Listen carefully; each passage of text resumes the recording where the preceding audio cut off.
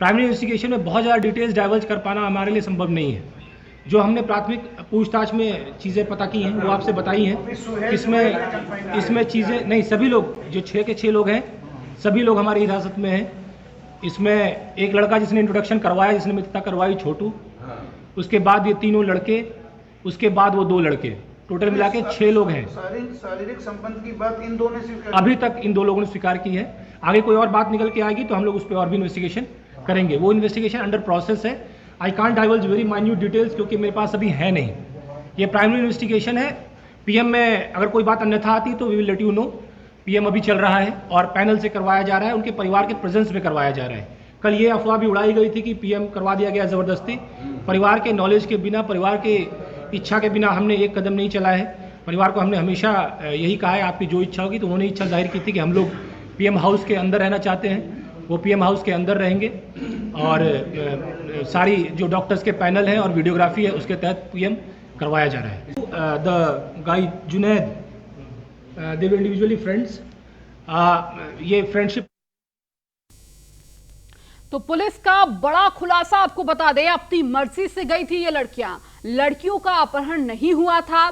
बहला फुसलाकर ले गए थे आरोपी, तो लड़कियों की गला दबाकर उनकी हत्या की गई। पोस्टमार्टम से सच आएगा सामने तो मुख्य आरोपी छोटू गिरफ्तार हुआ है। मुख्य आरोपी समेत 6 गिरफ्तारी हुई है। छोटू ने लड़कियों की आरोपियों से कराई थी दोस्ती। छोटू हत्या के वक्त मौजूद नहीं था।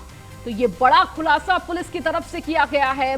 तो अपनी मर्जी से गई थी लड़कियां, लेकिन परिवार के द्वारा यही कहा जा रहा था कि घर के बाहर से उन्हें अपहरण किया गया, उन्हें जबरदस्ती ले जाया गया। लेकिन पुलिस की तरफ से ये बड़ी बात कही गई है कि अपनी मर्जी से ये दोनों लड़कियां उन लड़कों के साथ गई थी, उन युवकों के साथ गई थी, उन आरोपियों के साथ गई थी।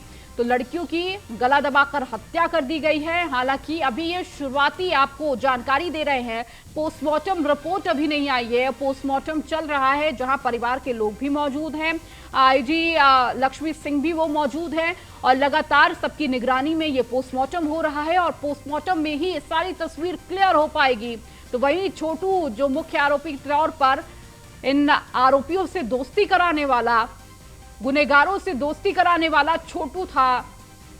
तो गुनेगारों के नाम आपको बता रहे, छोटू, जुनैद ये वो आरोपी हैं, सुहेल ये तीसरा आरोपी है, तो वहीं चौथा आरोपी हाफिजुल है, तो वही 5वां आरोपी आरिफ है और छठा आरोपी कमरुद्दीन है। तो ये 6 आरोपी है जिनकी गिरफ्तारी हुई है और लगातार इनसे पूछताछ की जा रही है और इनके ऊपर पॉक्सो और हत्या का मामला दर्ज कर लिया गया है। परिवार की शिकायत के बाद, तहरीर के बाद उनके ऊपर पॉक्सो और हत्या का केस दर्ज किया गया है और ये वो 6 आरोपी हैं जिनसे अभी भी पूछताछ की जा रही है। और शुरुआती तौर पर यह जानकारी दी गई कि दोनों युवतियां जो थी, दोनों लड़कियां जो थी, वो इनके साथ अपनी मर्जी से गई थी। न्यूज़ 1 इंडिया की टीम घटनास्थल पर पहुंची जहां दोनों सगी बहनों के शव पेड़ से लटके मिले थे। घटनास्थल से देखिए मनीष मिश्रा की ये एक्सक्लूसिव रिपोर्ट। के खेतों के बीच में से वो उन दोनों युवतियों को लाया गया था। तो हालांकि यहाँ पे अगर आप देखेंगे तो रास्ता सा बना हुआ मिलेगा आपको। कुछ जो घासें हैं वो टूटी हुई आपको ज़रूर नज़र आएंगी यहाँ पे। पर बात करेंगे अगर तो हो सकता है कि जब बॉडी को रिकवर करने के लिए पुलिस आई हो, पुलिस की टीम आई हो, तो ये घासें यहाँ पे आप देख सकते हैं टूटी हुई हैं, दबी हुई हैं। कि ये घटना के पहले की है कि घटना के बाद जब उस बॉडी को रिकवर किया गया है उसके बाद की है, ये भी एक जांच का विषय होगा। क्या यहाँ से मिला है, क्योंकि लगातार 2 दिन से भारी बारिश हो रही है यहाँ पे और बारिश में देखा जाता है कि जो एविडेंस होते हैं, जो प्राइमा फेसिस एविडेंस होते हैं, वो कहीं ना कहीं हट जाते हैं, वो कहीं ना कहीं छूट जाते हैं। उनको कैसे पुलिस ने अपनी प्रारंभिक रिपोर्ट में कैसे देखा था, कैसे जांच की गई थी, वो भी बहुत इम्पोर्टेंट रहेगा। कि जब पुलिस यहाँ पे आई थी उसके पहले कौन लोग आए थे, उसके पहले कौन कौन लोग थे जिन्होंने यहाँ पे शव को देखा था, और कौन लोग थे जो सबसे पहले यहाँ पे शव के पास आए थे, जिन्होंने इत्तला की थी परिवार वालों को या यहाँ के ग्रामीणों को कि जो 2 युवतियाँ गायब, जिन्हें बताया जाता था, जो 2 युवतियाँ थी जो गायब हो गई थी, वो यहाँ पे पाई गई थी। तो उसको देखने के लिए हम यहाँ पे आए हैं और यहाँ पे उस जगह पे पहुँचने की कोशिश कर रहे हैं। उस जगह पे पहुँचे हैं और ये एरिया है, ये वो पेड़ है जहाँ पे जो बॉडी थी उसको यहाँ पे लटकाया गया था। और ये पूरा एरिया है, आप देख सकते हैं, इसको कॉर्डन ऑफ कर दिया गया है जहाँ से बॉडी कब गई थी। ये वो पेड़ है जहाँ पे उस पेड़ से उन दोनों किशोरियों की जो बॉडी है वो पाई गई थी, जिनकी उसमें जो सबसे बड़ी जो किशोरी थी, जो 17 साल जिसकी उम्र बताई जाती थी, उसकी बॉडी के जो दुपट्टा था उससे यहाँ पे किया गया था। उसके बाद यहाँ से उस बॉडी को रिकवर किया गया था और यहाँ पे निकाला गया था। ये पूरा एरिया आप देख सकते हैं कि जो पूरा एरिया है ये हालांकि पुलिस ने कॉर्डन ऑफ कर दिया, क्योंकि यहाँ से एविडेंस कलेक्ट किए जाएंगे, देखा जाएगा कि किस जगह था, कौन यहाँ पहले आया था, किस की सूचना मिली थी और किस तरह से यहाँ पे दिखाया गया था। और न्यूज़ ऑन इंडिया की ये एक्सक्लूसिव तस्वीरें हैं और ये एक्सक्लूसिव फुटेज आपको न्यूज़ ऑन इंडिया यहाँ पे दिखाते हुए नज़र आएगा। लखीमपुर खीरी के निकासन से कैमरामैन अमित सानी के साथ Manish Mishra, news on India. News one India पर deputy CM Brajesh Pathak exclusive आपको दिखाते हैं। न्यूज़ वन इंडिया पर बोले डिप्टी सीएम ब्रजेश पाठक, लखीमपुर की घटना बेहद दुखद है, सरकार ने घटना को गंभीरता से लिया है, तो इसके साथ ही सरकार पीड़ित परिवार के साथ खड़ी है। एडीजी और बाकी अफसर मौके पर मौजूद हैं, मामले को फास्ट ट्रैक कोर्ट में ले जाएंगे, कठोर से कठोर सजा जल्द से जल्द दिलाएंगे, न्याय दिलाने के लिए हम काम कर रहे हैं। तो डिप्टी सीएम ब्रजेश पाठक ने ये बातें कही एक्सक्लूसिव न्यूज़ वन इंडिया से इस पूरी घटना को लेकर।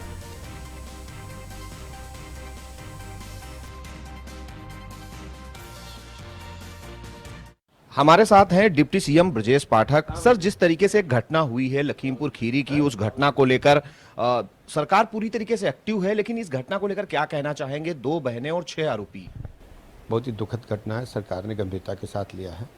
अभियुक्तों की गिरफ्तारी हो चुकी है। एक अभियुक्त के मुठभेड़ के दौरान पैर में गोली लगी है, कड़ी से कड़ी सजा मिलेगी। हम पूरे मामले को फास्ट ट्रैक कोर्ट में ले जाएंगे और हर स्थिति में पीड़ित परिवार को न्याय दिलाएंगे। पीड़िता की मां का एक आरोप है कि जो शिकायत हुई वो करीब 4 घंटे पहले की गई थी, लेकिन पुलिस ने देरी की। देखिए, लापरवाही किस स्तर पर हुई उसकी भी जांच हो रही है और इसमें भी हम किसी को बख्शेंगे नहीं।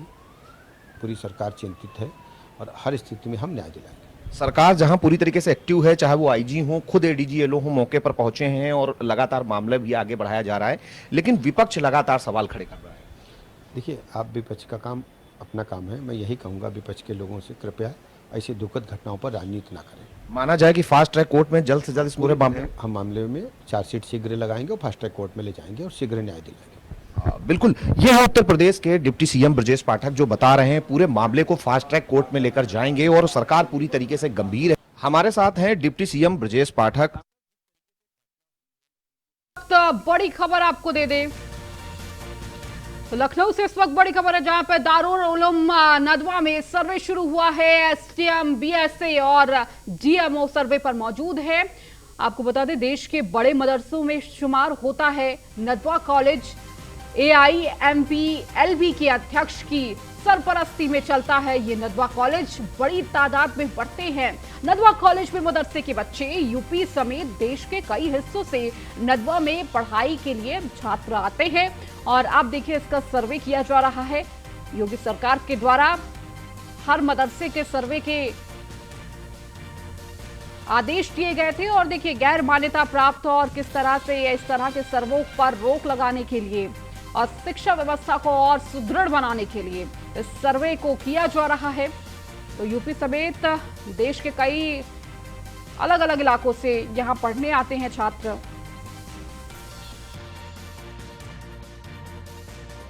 शासन के निर्देश हैं कि जो गैर मान्यता प्राप्त अपंजीकृत मदरसे हैं उनकी सत्यापन कराया जाए, देखा जाए और उनका एक प्रोफार्मा शासन ने दिया, उस पर उसकी सूचना मंगाई हुई है। तो तीनों तहसील की 3 टीमें हमने गठित की है एसडीएम के नेतृत्व में। अगर वो रूरल क्षेत्र है तो उसमें बीडीओ को भी ऐड किया है और अगर अर्बन क्षेत्र है तो उसमें ईओ नगर पालिका को ऐड किया है। तो अभी कल एक तहसील में इन लोगों ने किया है। आज चूँकि कई मीटिंगें लगी हैं तो आज ये टीम नहीं गई है। 1 हफ्ते का समय है, 1 हफ्ता गवर्नमेंट ने समय दिया है। कल सदर तहसील का करेंगे, तो उसमें जो प्रोफार्मा है उसके हिसाब से कॉलम भरते हैं, कितने छात्र हैं, किस जगह लोकेटेड है, मान्यता है नहीं है, क्या पढ़ाई कर रहे हैं इत्यादि। वो 8-10 कॉलम का बना हुआ है, वो हम लोग रिपोर्ट हिस्से के साथ। शासन के निर्देश हैं कि जो तो बड़ी खबर आपको दे रहे हैं, नदवा कॉलेज जहां पर इस वक्त सर्वे चल रहा है, बड़ी तादाद में पढ़ते हैं नदवा कॉलेज में मदरसे के बच्चे। प्रयागराज में फर्जी तरीके से चल रहे 30 मदरसे, तो शुरुआती जांच पड़ताल में 30 मदरसे पाए गए हैं फर्जी तरीके से, बगैर मान्यता के ये मदरसे 30 जो है वो चल रहे थे। जिले में सर्वेक्षण का कार्य अभी भी जारी है। सर्वेक्षण कार्य पूरा होने के बाद होगी कार्रवाई, तो अवैध तरीके से संचालित मदरसों के खिलाफ कार्रवाई होगी। और शायद इसीलिए ये मदरसों का जो सर्वे है वो किया जा रहा था, ताकि जो गैर मान्यता प्राप्त और फर्जी तरीके से जो मदरसे चलाए जाते हैं उन मदरसों पर रोक लगाई जा सके। इसके साथ ही जो शिक्षा व्यवस्था है उसको सुदृढ़ किया जा सके। और देखिए 30 ऐसे मदरसे हैं जो फर्जी तरीके से चल रहे थे और अभी भी सर्वे जारी है लगातार। तो प्रयागराज में 30 ऐसे मदरसे हैं जो फर्जी तरीके से चल रहे थे, यानी कि जिनकी मान्यता नहीं प्राप्त थी। और देखिए ऐसे मदरसों से अगर बच्चे पढ़कर निकलते हैं तो उनका भविष्य कहीं ना कहीं खतरे में होता है, और इसीलिए ये सर्वे जरूरी भी था। और लगातार ऐसी शिकायतें भी आती थी कि बिना मान्यता के ये सर्वे चल रहे थे।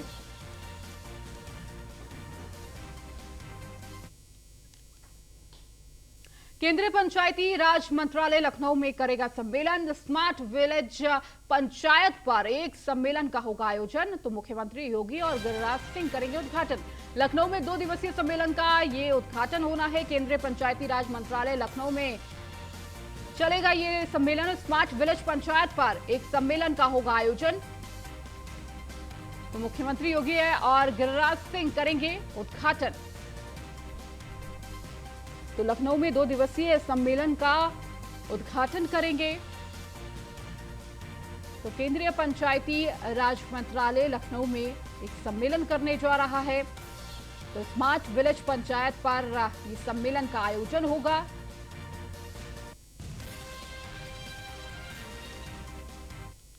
और अब खबर जौनपुर से, जहां प्रमुख सचिव चिकित्सा ने किया है निरीक्षण। टॉर्च की लाइट में मेडिकल कॉलेज का निरीक्षण किया गया है। अव्यवस्थाएं मिलने पर आलोक कुमार ने लगाई है फटकार। मेडिकल कॉलेज में 150 बेड लगवाने का निर्देश दिया गया है। निर्माण निगम के एमडी को सख्त लहजे में हिदायत दी गई है। कार्यों को सुचारू रूप से पूरा करने का निर्देश जारी हुआ है।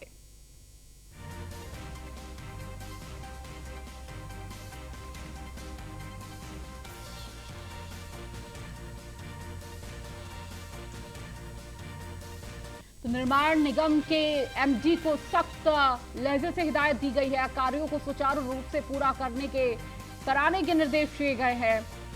तो प्रमुख सचिव चिकित्सा ने किया निरीक्षण। तो टॉर्च की लाइट में मेडिकल कॉलेज का निरीक्षण किया। तो अव्यवस्था मिलने पर आलोक कुमार ने लगाई है फटकार। तो स्वास्थ्य महकमे में जिस तरह से अव्यवस्था मिलती है, मुख्यमंत्री महाराज जी के नेतृत्व में हम लोग उत्तर प्रदेश में 2017 के बाद जिस तेज गति के साथ ऊर्जा के क्षेत्र में बदलाव हुआ, मैं अपने विभागीय मंत्री आदरणीय ए के शर्मा जी जिनके निर्देशन में अभी हम लोगों ने 12 सितंबर से लेकर 19 सितंबर तक समाधान दिवस सप्ताह के रूप में हम लोग आयोजित कर रहे हैं। उसी के मद्देनज़र हम लोग अभी मैं 12 तारीख से पूर्वांचल डिस्कॉम के जितने अपने ज़िले उन्हीं में भ्रमण कर रहे हैं हम लोग। और मुझे बताते हुए हर्ष है कि सुबह हम लोग 8 बजे यदि किसी भी अपने बिजली घर पर पहुंच रहे हैं, अपने केंद्र पर पहुंच रहे हैं, तो वहां पर हमारे परिवार के वो सदस्य, चाहे उसमें हमारे कर्मचारी हों चाहे हमारे अधिकारी हों, हमें वहां पर मिल रहे हैं। और बड़ी अच्छी बात है कि जो समस्याएं, जो सुझाव वहां पर आ रहे हैं, लगभग 85 to 90% मैं कह सकता हूँ कि सेम डे हम लोग उन्हें निस्तारित कर रहे हैं। और बाकी जो है अगले 24 घंटे और मैक्सिमम 48 घंटे में सभी समस्याओं का निस्तारण किया जाए।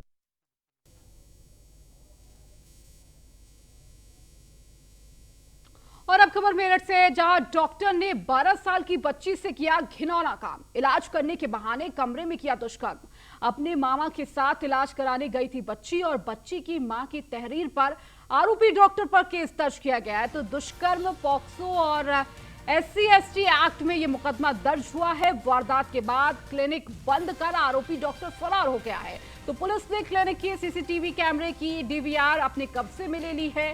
पुलिस का दावा है कि जल्द आरोपी डॉक्टर को किया जाएगा अरेस्ट। तो गंगानगर स्थित गगन अग्रवाल क्लिनिक का ये पूरा मामला आपको बता रहे हैं, जहां एक बच्ची के इलाज के लिए उसका मामा उसे ले जाता है और उस दौरान डॉक्टर ने इतना घिनौना काम किया है। शर्मसार करने वाली ये पूरी घटना है। तो पुलिस का दावा, जल्द ही आरोपी डॉक्टर को गिरफ्तार किया जाएगा।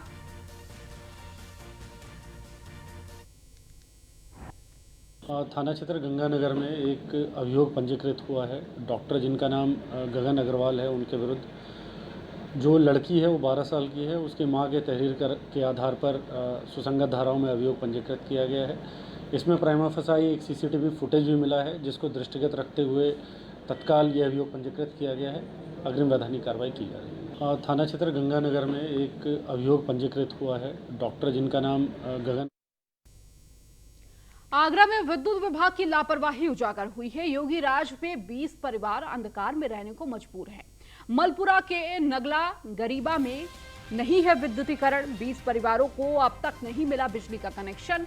पीड़ित परिवारों ने कई बार अधिकारियों से गुहार लगाई, किसी ने नहीं अब तक सुनी और इन परिवारों की सुध लेने वाला कोई भी नहीं है। और बिजली का कनेक्शन क्यों जिम्मेदार CM योगी के प्रयासों को पलीता लगाते हुए ये अधिकारी नजर आ रहे हैं। देखिए, लगातार जो परिवार है वो गुहार लगा रहा है, अपनी मांगों को लेकर अधिकारियों के पास जाता है, लेकिन उन सब के बावजूद अभी भी करीब 3 से 4 सालों से उन परिवारों को बिजली का कनेक्शन नहीं मिला है।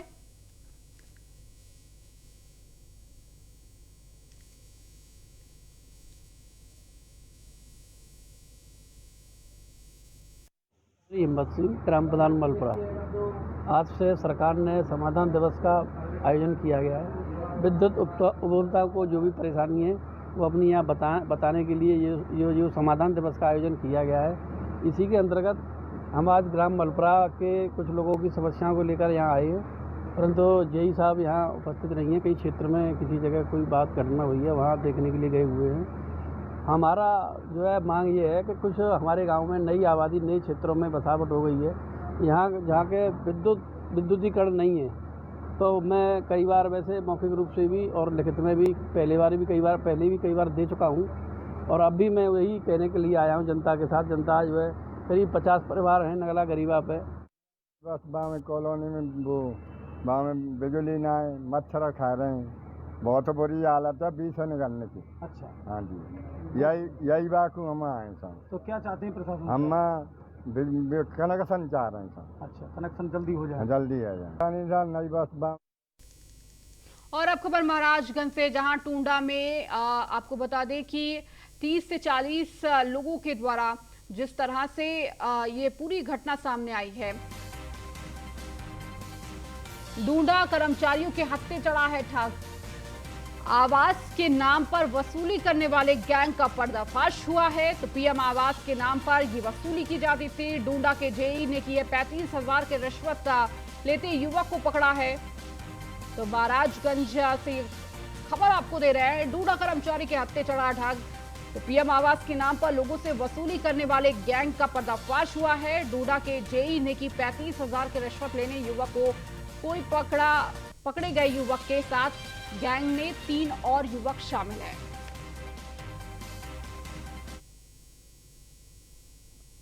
चलिए, इस बुलेटिन में फिलहाल इतना ही। बने रहिए न्यूज़ 1 इंडिया के साथ।